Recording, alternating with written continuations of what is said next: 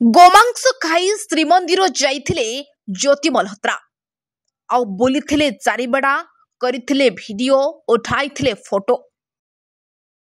एथिकार कौन सबु देई पाकिस्तान को पाखुरु आनिछन्ति टंका। कारण मास मास धरी पाकिस्तान रे रहुथिले ज्योति मल्होत्रा।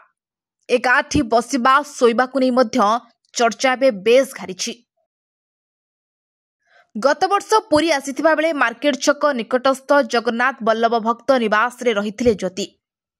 सेप्टेम्बर 21 तारिख रु 23 तारिख पर्यंत रूम बुक थिला। दिन तमाम पुरी रे ब्लॉग करथिले। एथिरे सहयोग करथिले प्रियंका सेनापति।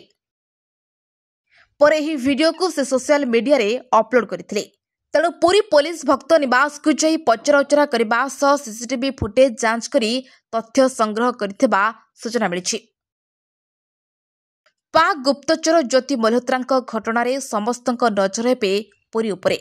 अन्यपटे ज्योति पाकिस्तानी लिंकर नुआ वीडियो सामना को आसिबारे लागिछि, जहाकी सारा देश रे चर्चार विषय पालटिछि।